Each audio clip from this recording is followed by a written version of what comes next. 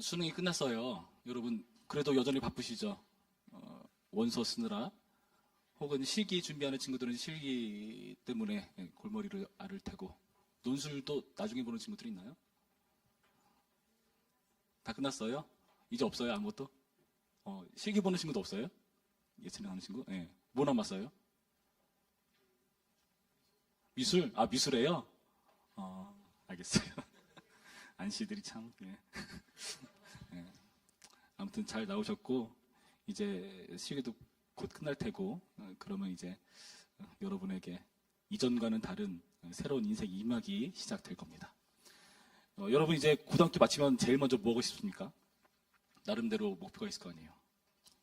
저는 고등학교 때 그런 생각이, 우리 때는 두 발이 자유가 아니었으니까, 그죠? 스포츠물이었으니까요. 네. 내가 졸업만 하면 머리를 길러버리라. 그래서 길렀죠. 네. 그러니까 여러분 졸업하면은 여러분이 하고 싶은 패션과 헤어스타일 다 해보세요. 네. 네. 그때 해봐야 돼요. 그렇게 해서 내가 이렇게 했을 때 가장 사람들의 반응이 괜찮았다 싶은 그거를 이제 고수해가는 겁니다. 그 찾아가는 노력을 하시기 바랍니다. 예. 제가 머리를 길렀을 때 사람들이 이렇게 반응했습니다. 되게 혐오스럽게 바라보는 사람이 있었고, 그리고 되게 괜찮게 보는 사람도 있었어요. 머리를 잘랐더니 굉장히 좋게 보는 사람도 있었고, 야, 긴 게 더 나아 하는 사람도 있었고요. 저는 다 생각했죠. 나는 그냥 다 잘 어울리는구나. 그렇게 믿기로 했습니다. 예. 지금은 기르진 않아요. 예. 나중에 혹시 몰라요. 나이 들어서 기를지. 예. 이런 사람은 이제 혹시 이렇게 수연한 남자 좋아하나요? 예. 특이한 취향이죠. 예. 고3 때 여러분들 또 여러 가지 계획들이 있을 거 아니에요. 아르바이트를 하거나 혹은 운전면허를 딴다던가 아니면 사고 싶었던 것 있었는데 그것을 산다던가. 운전면허 같은 거 하는 친구들은 뭐 아무래도 차 같은 거 유심히 볼 겁니다. 그렇죠? 참 신기한 게 여러분이 막 마음에 생각하고 나서부터 그거밖에 안 보이지 않나요? 예를 들어서 제가 만약에 기타를 산다고 해봅시다. 기타. 좋다, 기타. 예, 기타를 산다고 해봅시다. 그러면은 그 기타밖에 안 보여요. 이제 다니면서. 괜히 그 기타가 더 눈에 잘 띄어. 내가 차를 산다고 합시다. 이상하게 그 다음날부터 내가 살려고 하는 차들만 도로에 쫙 깔려있는 것 같은 느낌이 들어요. 예. 그럼 그 차는 그 전에 안 다녔던 걸까요? 왜 그렇게 보이는 걸까요? 나의 관심사이기 때문에 그렇습니다. 예. 여러분들도 만약에 나의 관심사, 나와 관련된 얘기면은 귀를 쫑긋하고 듣게 돼 있습니다. 만약에 제가 설교를 하는 중에 여러분이 존다 그러면은 여러분의 관심사가 아닐 확률이 높아요. 누군가 저쪽 구석에서 작은 소리로 내 욕을 하고 있다? 참 신기하게도 시끄러워도 그 소리가 아마 들릴 거예요. 그 말은 뭐냐 하면은 우리는 상황을 보이는 대로 보기보다는 보려는 대로 보려는 그런 기질들이 있다는 겁니다. 보려는 대로 보려는 성향이 있어요.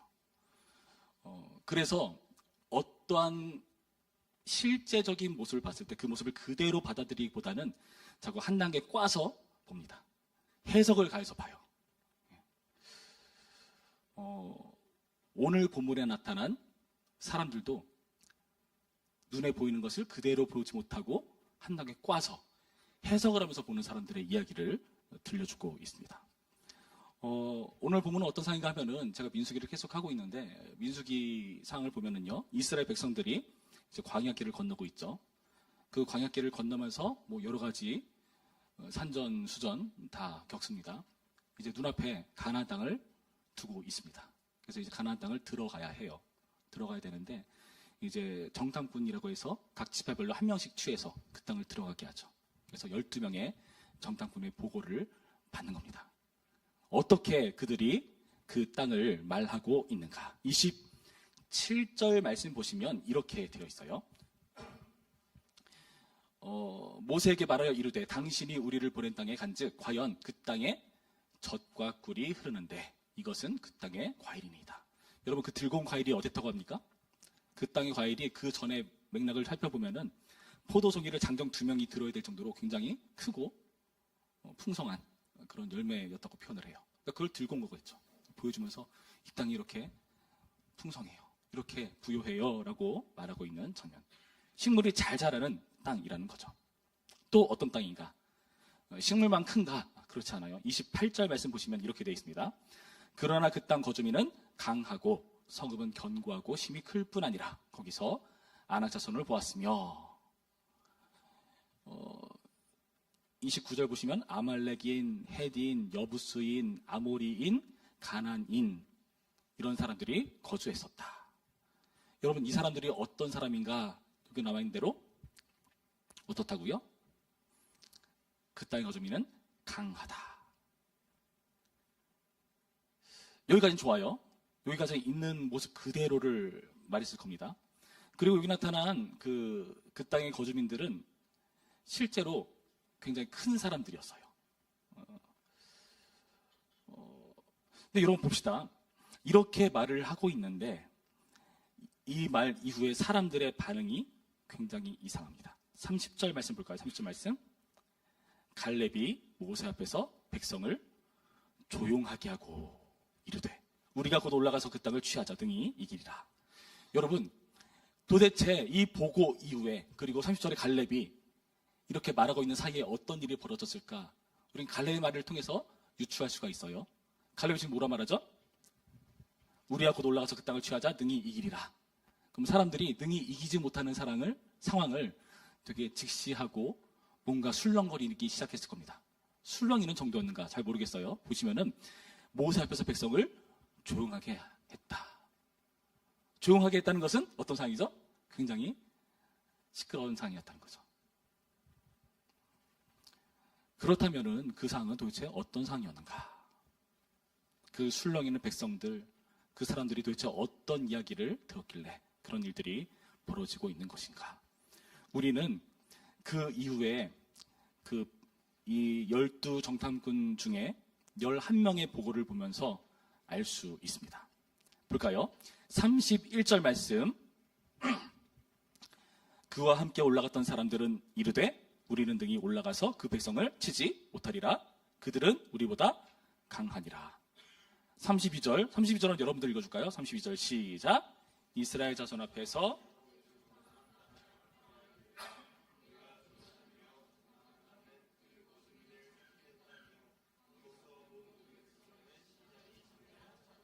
함께 있습니다. 거기서 네피림 후손인 아낙 자손의 거인들을 보았나니 우리는 스스로 보기에도 메뚜기 같으니 그들이 보기에도 그와 같았을 것이니라. 여러분 이 보고를 통해서 굉장히 부정적인 말을 내뱉고 있습니다. 그 정탐꾼들의 대부분은 어떤 말을 하고 있는가? 첫 번째, 그들은 우리보다 강하다. 우리보다 강하다 말하고 있습니다. 그렇죠? 그리고 두 번째 뭐라고 합니까? 33절 보니까 우리는 스스로 보기에도 메뚜기 같다. 그들이 보기에도 그와 같았을 것이니라. 그러니까 그들은 우리보다 강하다. 그리고 그들이 보기에 우리가 메뚜기처럼 보일 것이다 라고 말하고 있다는 거죠. 여러분 이것은 사실일까요? 아직 몰라요. 아직 몰라요. 지금 이들은 어떻게 하고 있죠? 상황을 보고 나름대로 해석을 해서 그 사실을 자기한테 받아들이고 있는 겁니다. 물론 그 사람들 커요. 아까 봤듯이 적각구름이 흐르는 땅이고 굉장히 좋은 땅이고 거주민이 강하고 크다. 맞습니다. 여기 나와 있듯이 아낙 자손은 네피림의 후손이에요. 네피림은 되게 큰 사람들이에요. 그러니까 그러한 사실적인 것을 봤을 때 거기에 나의 해석이 들어가는 순간 이상한 왜곡이 발생한다는 거죠. 여러분 실제로 우리가 그렇습니다. 여러분 과거에 대한 기억을 한번 떠올려 볼까요? 여러분이 어떤 사건을 접했을 때 그 사건을 여러분이 보고 있는 시점과 또 다른 누군가가 보고 있는 시점이 달라요. 제가 이해하고 기억하는 사건과 그 똑같은 사건을 다른 사람이 기술하는 것은 다를 수 있습니다. 그래서 제가 여러분께 설교를 하다가 예화를 할 때 있잖아요. 그 예화가요. 저의 기억 조작으로 인해서 왜곡됐을 확률도 굉장히 높아요. 어쩔 수 없어요. 사람은 그렇습니다. 여러분 복음서가 4개가 있잖아요. 마태, 마가, 누가, 요한. 그렇죠? 보면은 왜 약간 다른 것 같지 싶은 부분이 없진 않아요. 있긴 있어요. 물론 그걸 통해서 우리는 더 그 상황을 입체적으로 볼 수 있는 장점이 있습니다. 근데 신앙이 없는 사람들 보기에 이거 안 맞잖아 할 수도 있어요. 물론 다 따지고 변증할 수 있으나 그걸 하면 굉장히 시간이 오래 걸리고, 자, 이런 식으로 우리의 왜곡은 달라질 수 있다. 그리고 그 왜곡을 우리가 사실로 받아들이는 순간 문제가 발생한다. 여러분, 이것을 우리는 놓쳐서는 안 되는 겁니다. 한번 볼까요? 정말 이들이 강한가? 이들 정말 대단한 사람인가? 아니요. 키가 크다고 강한 게 아니에요. 그건 추측이에요. 우리 메테오가 될 거다? 아니요. 그렇지 않습니다. 여호수아서 2장 말씀을 제가 읽어드릴게요. 거기 보시면은 나중에 시간이 흐른 뒤에 이 가나안 땅에 정탐꾼들이 들어가서 거기에 라합이라고 하는 여성을 만납니다. 그 라합으로부터 그들이 보는 이스라엘 백성은 어떤 사람들인가를 설명해줘요. 제가 읽어드릴게요. 2장 8절부터 이렇게 나와 있습니다. 또 그들이 눕기 전에 라합이 지붕에 올라가서 그들에게 이르러 말하되 여호와께서 이 땅을 너희에게 주신 줄을 내가 아노라. 우리가 너희를 심히 두려워하고 이 땅 주민들이 다 너희 앞에서 간담이 녹나니 이는 너희가 애굽에서 나올 때에 여호와께서 너희 앞에서 홍해물을 마르게 하신 일과 너희가 요단 저쪽에 있는 아모리 사람의 두 왕 시혼과 옥에게 행한 일 곧 그들을 전멸시킨 일을 우리가 들었습니다. 한번 생각해 볼까요? 가나안 사람들 이렇게 자기들 땅에 있는데 저 멀리서 누군가 오고 있어. 이스라엘 백성들. 풍문으로 듣기로는 이 사람들이 어떤 사람들인가? 애굽에서 탈출해서 나왔대요. 홍해를 마른 땅으로 건넜대요. 이게 뭐야? 근데 가는 곳곳마다 적군을 만날 때마다 승리했다. 다 멸망시켜버렸다라고 그런 소문을 듣습니다. 그런 사람들이 바깥에 있어요. 그 사람들을 보는 가나안 땅의 신경을 한번 헤아려 보시기 바라요. 저는 종종 텔레비전에서 오디션 프로 같은 걸 볼 때가 있어요. 오디션 프로 볼 때 제일 흥미로운 순간은 어느 순간이냐면은 다들 무표정하게 앉아있잖아요. 그러면서 상대방이 어떤 사람인가 이렇게 보는 거잖아요. 그렇죠? 참가번호 1번, 2번 해서 막 여러 가지 막 음악을 보여주고 뭐 춤 실력을 뽐내고 하면서 상대방을 평가하기 시작합니다. 그런데 그 전까지 나 빼고 다 세 보여. 근데 하고 나서 저 정도는 나도 싶은 사람도 있을 수 있고 쟤는 진짜 잘한다 싶은 사람도 있을 수 있습니다. 그리고 막상 팀을 짜서 같이 대화를 해내보면은 나랑 똑같은 사람이네 싶은 순간들이 있어요. 지금 여러분들 지금 이 자리에 이렇게 앉아있는 게 장소는 동일하지만 굉장히 어색할 겁니다. 그쵸? 여러분 옆에 계신 언니, 오빠, 형, 누나들을 보세요. 네피림 자손처럼 네피림 자손까지는 아니겠다. 예. 만만해 보이진 않죠. 예. 그리고 내향적인 사람들은 그런 게 있어요. 내향적인 사람들은 자기가 이렇게 드러나는 걸 굉장히 불편해하고 힘들어합니다. 그래서 어떻게 하죠? 가업 좀 안 틀려고 이렇게 조용조용 다녀요. 그래서 어떤 일이 발생하는가? 안 틀려고 조용조용 자기가 다니다 보니까 주변에서 인사하는 것을 못 듣고 지나치거나 그런 것들을 놓칠 때가 있습니다. 그러면 어떤 오해를 받습니까? 쟤는 내 인사를 무시하네. 그리고 무표정하게 있으니까 되게 폼 잡네, 센 척하네, 되게 건방지다는 말을 그런 오해를 들을 수 있어요. 여러분 중에 그런 오해 받는 사람 있죠? 여기 미소 짓는 사람 몇 명 있어요. 안 그런데 말짱 실제는 정반대. 더해보면 되게 야리야리한 사람인데 그 전에 우리는 오해를 할 수 있다는 거죠. 여러분, 이들은 이스라엘보다 강한 사람이 아닐 수 있다는 거예요. 이들은 오히려 이 이스라엘 백성을 두려워하는 모습을 실제로 확인하는 겁니다. 그러니까 이들의 짐작이라는 것은 비약입니다. 비약. 실제로 그렇지 않은데 너무 과하게 해석을 한 거예요. 여러분 이제 졸업하고 나서 대학을 가거나 직장을 가거나 아니면 뭐 재수를 하거나 뭐 어떤 일을 하든 간에 그 세상이 만만치 않아 보이고 힘들어 보일 거잖아요. 그렇죠? 다 비약이에요. 겁먹지 마세요. 저는 군대 가기 전에 군대를 먼저 갔다 온 청년부 형님한테 군대에 대한 얘기를 너무 많이 들었어요. 그래서 어떤 오해를 가졌는가? 군대 가면 나 이제 큰일 났다. 어떡하지? 그래서 석현아, 너 군대 가면 반드시 청년들 사진 챙겨가. 그래서 특히 이쁜 자매 사진 많이 가져가. 그러더라고요. 필요한 일이 있을 거야. 필요한 일이 없더라고요.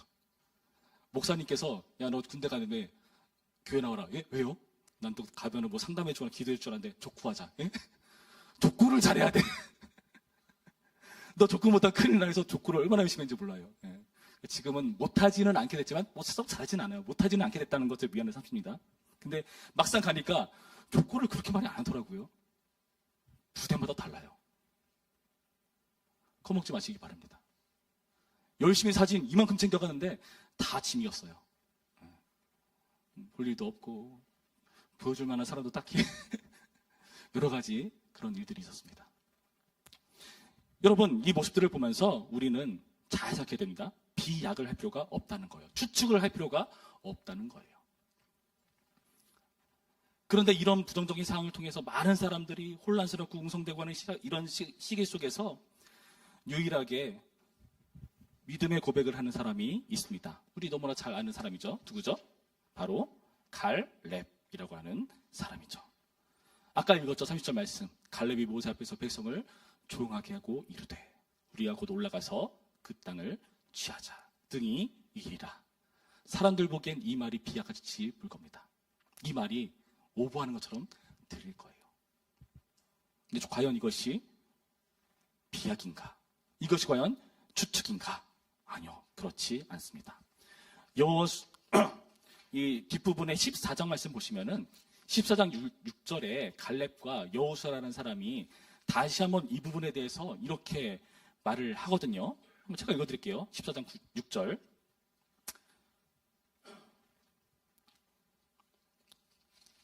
죄송해요. 여호수아를 폈네.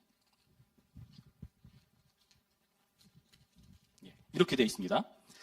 그 땅을 정탐한 자 중 눈의 아들 여호수아와 여분의 아들 갈렙이 자기들의 옷을 찢고 이스라엘 자손의 온 회중에게 말하여 이르되 우리가 두루다니며 정탐한 땅은 심히 아름다운 땅이라. 여기까지는 똑같죠? 여호와께서 우리를 기뻐하시면 우리를 그 땅으로 인도하여 들이시고 그 땅을 우리에게 주시리라. 이는 과연 젖과 꿀이 흐르는 땅이니라.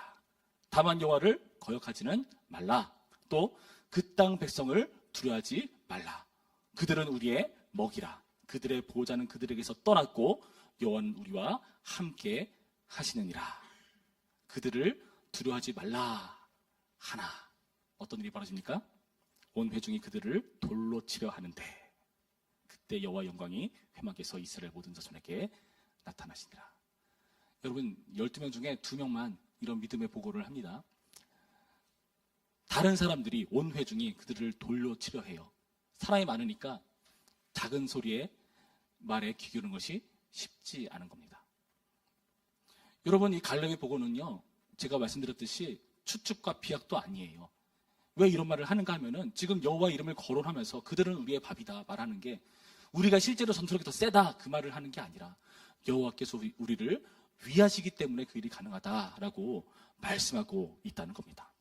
여러분, 출애굽기 6장 8절 말씀에 의하면 이렇게 말씀해요. 내가 아브라함과 이삭과 야곱에게 주기로 맹세한 땅으로 너희를 인도하고 그 땅을 너희에게 주어 기업을 삼게 하리라. 나는 여호와라 하셨다 하라.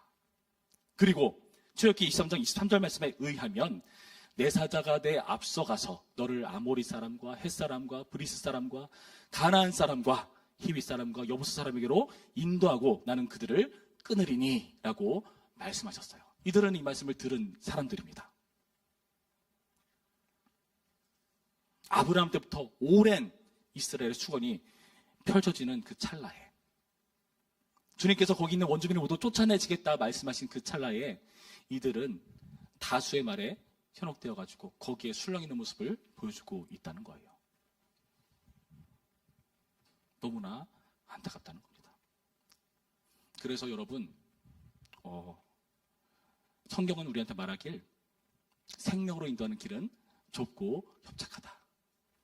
좁은 길이다. 좁은 문이다. 그런 말씀을 합니다. 근데 우리를 멸망으로 인도하는 길은 넓어요.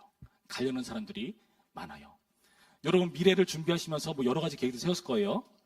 참 이상하게도 내가 꼭 가려고 하는 데는 가려는 사람들이 많아요. 그렇죠? 공무원 시험 보는 사람이 그렇게 많다고 하죠. 꼭 내가 하려는 대학은 지원자가 그렇게 많죠. 왜 그럴까요? 왜 사람들이 다 그 길로 가려고 하는 것인가? 그 길로 가면 좋을 것 같으니까. 잘 생각해 보세요. 요즘 들어서 직업군들이 다양하지만 그 직업군들 중에서 사라지는 직업들이 있습니다. 그렇죠? 여러분 그런 직업을 하려고 하진 않을 거예요. 그런 직업을 위해서 애쓰지는 않을 겁니다. 그렇죠? 사라질 직업이니까. 반면에 새로운 직업들이 떠오르죠. 근데 참 희한하게도 많은 사람들은 그 사라질 직업에 많이 몰리더라고요. 누군가 돈을 벌려는 사람들은요, 굉장히 많이 고민을 해요. 어떻게 해야 돈을 벌 수 있을까? 사람이 많이 쏠리는 그 직업을 꼭 사람으로 해야 돼?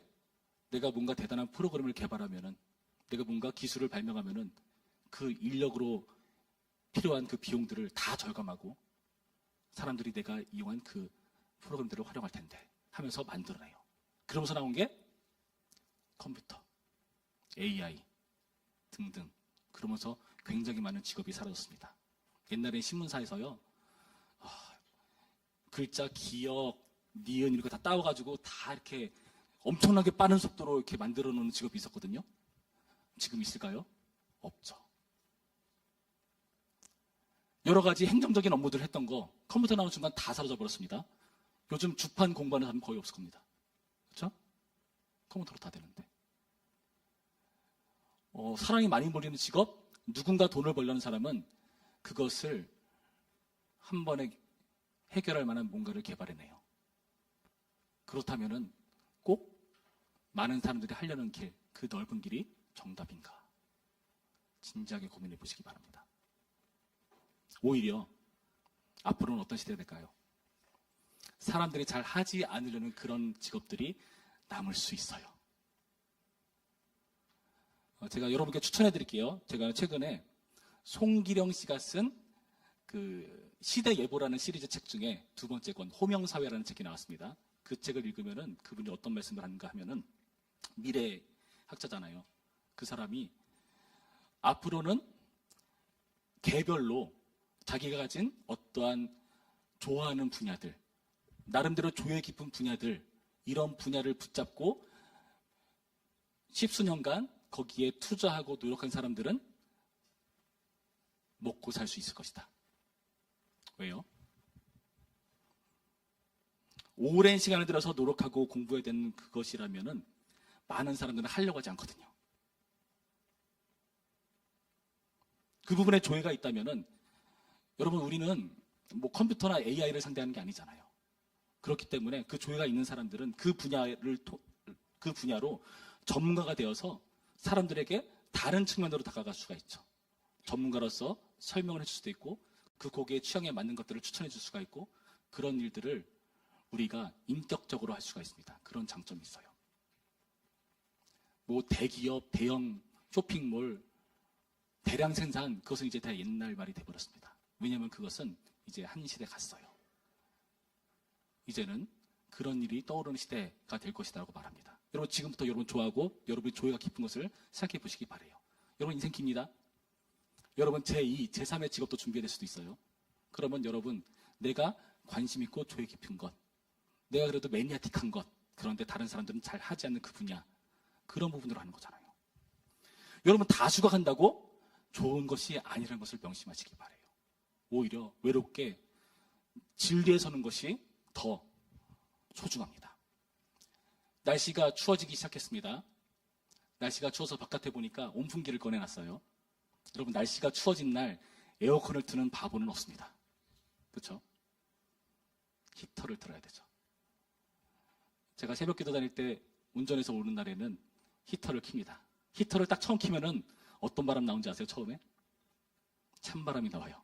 추워. 끌까요? 놔둬야 그 바람이 점점 따뜻해지죠. 소수가 좁은 길을 갈 때 여러분 그 소수를 통해서 놀라운 일이 이루어질 것을 여러분 기대하시기 바랍니다. 예수님이 가신 그 길이 소수가 가는 길이었어요. 십자가가요. 모든 사람이 다 싫어하는 길이었습니다. 외면하는 길이었습니다. 십자가를 지겠다고 말하자마자 베드로가 그러지 말라고 말했어요. 예수님이 사탄아 물러가라 말하죠. 모두가 원치 않는 길, 싫어하는 길, 하나님이 저주받은 자만 달린 거라고 말하는 그 나무에 달리는 비참한 최후의 모습. 그런데 그것을 예수님이 가졌기 때문에 우리에게 생명의 길이 열렸습니다. 여러분 가는 길, 어떤 길을 갈지는 잘 모르겠으나 여러분이 계획하고 가는 그 모든 길 가운데 옆 사람 의식하지 마시고, SNS 너무 많이 보시면서 인스타 보니까 누가 이거 하던데 따라가지 마시고, 여러분한테 어울리는 거 찾으세요. 제발. 예. 물론 저는 머리가 길든 짧든 다 어울려요. 여러분은 찾으세요. 소수가 가는 길을 찾으세요. 찾으셔가지고 그 길을 통해서 여러분의 길을 개척하시고 여러분의 인생 고유하게 사용하시는 그 하나님의 비전을 이루는 그런 여러분 되었으면 좋겠습니다. 여러분, 청년부 올라오면요, 많은 것들이 달라집니다. 먼저 뭐가 달라지는가? 중고등부 때까지는 그래도 내 주변 친구들과 내가 비슷하게 살아가요. 그렇습니다. 그리고 그때는 친구들에게도 좀 많아. 근데 대학 들어가는 순간 애들이 조금씩 삶의 양태들이 달라져요. 학교도 달라지고 하는 일도 달라지고 어쩔 수 없이 헤어지는 일들이 생깁니다. 어떤 친구들은 여기 부천평학교에서 계속 신앙생활을 할 수도 있지만 또 어떤 친구들은 다른 곳을 가야 되는 친구들도 생길지 몰라요. 나중에 하다 보니까 나 혼자 남네? 나만 나이가 30대 중반인데 나 혼자 남았어. 불안하다. 나도 떠나야지. 그러지 마시라고요. 각자의 길이 있다는 겁니다. 그 길을 가는 게 멋있는 겁니다. 모두가 가는 길이 옳다고 여러분 착각하지 마세요. 모두가 가니까 그렇게 하고 싶죠. 제가 학생부 가서 그 찾아가는 입할 때 맨날 말씀드리잖아요. 너네도 너무 시커멓다. 어떻게 옷이 무채색밖에 없냐. 좀 색깔 좀 다양하게 입어라. 혜린자매처럼 보라색, 그리고 저기 슬기자매처럼 노란색, 뭐 이런 식으로 좀 이렇게 좀 컬러풀하게 좀 살아봐라. 말하잖아요. 여러분의 색깔을 찾으시길 바래요. 미운 색 있고 이쁜 색 있고 그런데 난 미운 색 하기 싫은데요.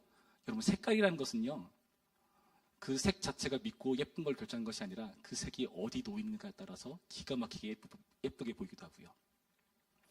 그렇습니다. 퍼즐 조각의 예를 들어줄게요. 하나님 나라라는 퍼즐이 있습니다. 그 퍼즐의 조각들은 다 모양이 달라요. 그림도 다릅니다. 크기는 엇비슷해 보여요. 그 퍼즐이 가장 아름다워 보이려면은 그 퍼즐이 반드시 놓여야 되는 그 자리에 그 조각이 놓여야 그림이 예쁘게 완성이 됩니다.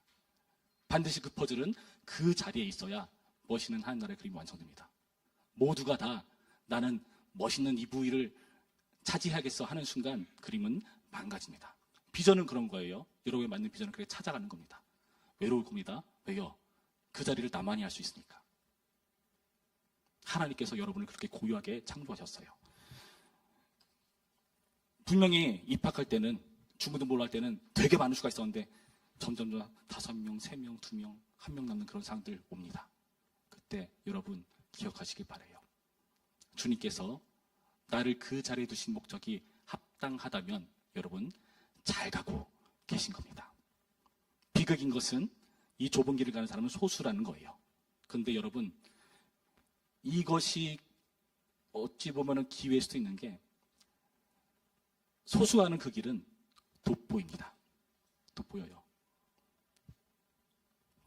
우리 권하 형제 미술 한다니까 입시 미술을 하면은 맨날 강사 선생님들이 강조하는 게 여기를 살리고 여기를 죽여야지 막 이런 말을 해요. 그 주제가 있고 부주제가 있거든요. 주제를 부각시키기 위해서 나머지 것들을 죽여야 돼. 어떻게 죽일까요? 밝은 부분이 있으면 어두운 부분을 만들어야 되고 채도가 높은 부분이 있으면 채도가 떨어지는 부분을 만들어야 주제가 부각이 돼요. 그렇죠? 여러분이 나만 이 자리에 있는 것 같아 하는 순간 여러분은 주목받습니다. 누구한테요? 세상의 지탄을 받고 눈초리 받는 민망한 자리에 있는 것처럼 여길지 몰라도 하나님이 주목하는 그 자리가 됩니다. 여러분, 제가 그림 그려봐서 하는데 종이에다가 열심히 그림을 그렸어요. 근데 마음에 안 들어서 지우개를 지워요. 이걸 반복하면 나중에 지워지지 않는 순간이 와요. 그림 망친 거죠. 그렇죠? 근데 새까매진 도화지에 그 지우개로 망쳐버렸다고 해서 지우려고 애쓰던 그 흔적이 하얀 선을 만들고 그 선이 하나님 보시기에 아름다운 드로잉이 됩니다. 여러분이 그 자리에 있다는 것을 명심하셔서 오늘의 말씀을 통해서 부디 주님 가시는 그 좁은 길을 가기로 결심하는, 믿음의 길을 가기로 결심하는 여러분 되시길 바랍니다. 날씨가 추워요. 제발 에어컨 틀은 바보짓하지 마시고 여러분 따뜻한 하나님의 생명의 온기를 펼쳐내는 오늘의 말씀의 일을 주님의 이름으로 축원합니다. 기도하시죠.